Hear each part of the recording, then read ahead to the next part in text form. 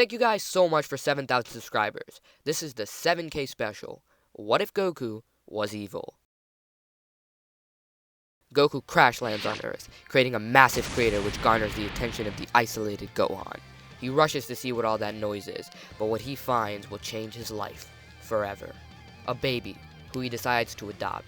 He spends years with the baby, caring for him and growing to love him.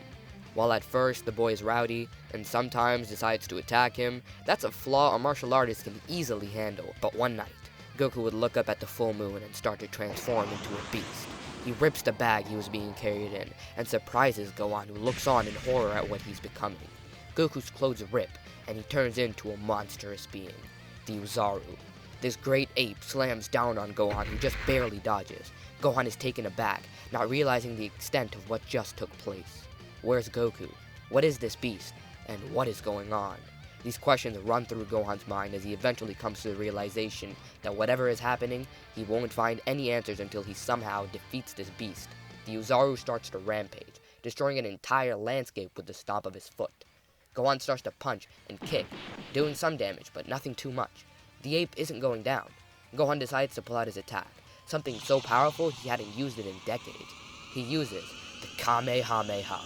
Firing it at the great ape, it tries to dodge, but the Uzaru is too late. It hits him, striking him down to the ground and unconscious. Gohan doesn't know what to do with it. He realizes that this thing has a tail. Remembering that Goku always gets tired and hurt when he pulled on his tail, he tries to do the same. He gets a similar reaction. Gohan now realizes that this is Goku. Somehow, someway, his boy has turned into a beast. The night passes, and Gohan keeps watch. The ape finally turns back into Goku, who remembers what had happened. He remembers being attacked by Gohan, feeling a sense of betrayal. Goku sees his grandpa differently. He attacked him.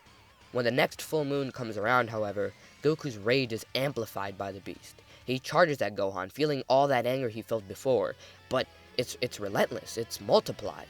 This time, he doesn't give Gohan any time to attack him. Gohan looks on, shedding a tear. He says, "Goku," before the beast stomps his entire body into nothing. Goku goes on a rampage overnight.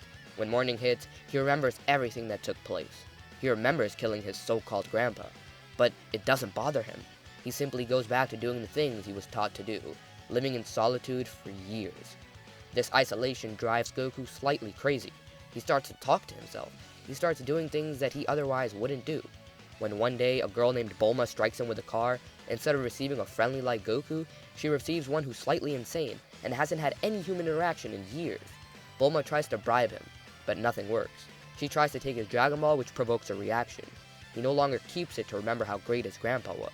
He keeps it to remember not to trust anyone, any human.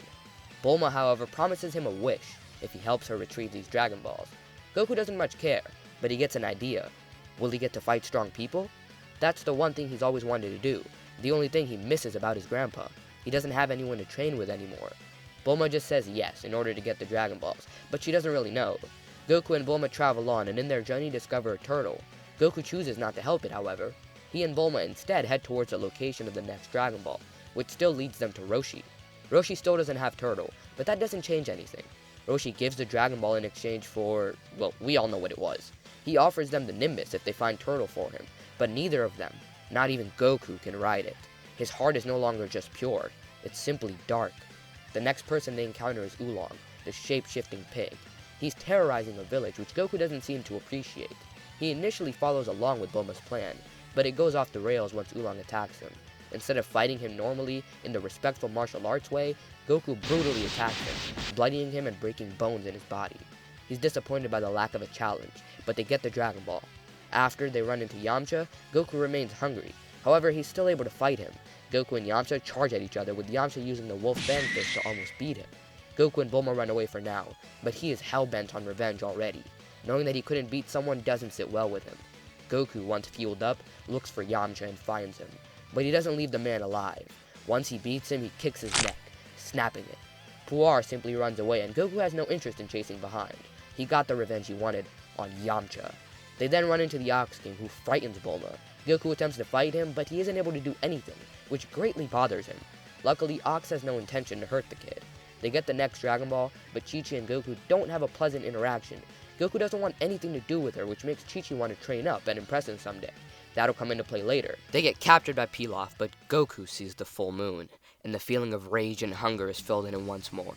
He doesn't exactly have control over the Great Ape, but he does recall using it. He's able to pick targets rather than rampage everywhere. Just as Pilaf summons the dragon, Goku stomps him, crushing him. Mai and Shu attempt to run away, but Goku fires a blast from his mouth, killing both of them. He didn't even know he could do that. Bulma's afraid. She doesn't know what to do, but she sees the dragon and Goku. She realizes she can make a wish. She wishes to turn him back into what he was before. The wish works. However, Goku isn't happy with what she did. He wants to kill her, but he knows that she hasn't done anything to him, only helped him so far. He refuses the urge. He simply gives her a death stare and starts to sprint away. He runs and runs, eventually coming across a forest where he rests for the night. Hours pass, and he wakes up to a man dressed in pink standing in front of him. He introduces himself as Tao Pai Pai. Goku doesn't care. He doesn't want to be bothered. He attempts to attack Tao, but he dodges easily. Goku didn't even see him move. He smirks. Maybe this will be a good practice. Goku tries for hours and hours to attack the man, but nothing works. He wants to give out, but Tao notices. Instead of giving Goku encouragement, he lets him come in one more time, but this time is different. He fires back, striking Goku's neck from the back, and then landing a knee directly to his stomach. Goku coughs up blood and passes out. The next thing he wakes up to is at some place that is surrounding in symbols. It resembles a crane. He looks in front, seeing three figures. One introduces himself as Master Shen. The one to his right is Ten Shinhan, and the other one is Chaozu. Goku gets up and is ready to leave, but Shen asks, "Don't you want to fight?" He stops and looks back to see Shen smirk. Goku starts his training in the Crane School, realizing everything they can offer. His biggest competitor is the top student, Tien. He knows everything there is to know about the martial arts in the crane form, and he doesn't hold back when attacking. Goku isn't on his level yet, but having a goal to achieve, a person to defeat, and training with that person, he's able to grow immensely, much faster than what he was doing originally. This not only boosts his growth, but the growth of Tien as well. The two become close rivals, and respect each other greatly. Goku sees Tao come around every now and then, wanting to fight him again, but it seems like now is not the time. He's apparently preparing for something. As Shen looks at his students, he says, "We're going to participate in the 21st Tenkaichi Budokai." Goku doesn't know what that is, but he realizes that he'll get to fight people, which is all he needs. Tien and Goku continue their training day in and day out, striving to better themselves. Goku might be above Tien one day, but the next, it's the opposite. This growth and power would be great for the upcoming tournament. Quite a distance away, Krillin is training with Master Roshi for the same purpose. If you guys did enjoy, let me know down in the comments. This was a different type of video. I went into a lot more detail with the events and really tried to bring the story to life. Thank you guys for 7,000 subscribers, and I'll see you all next time.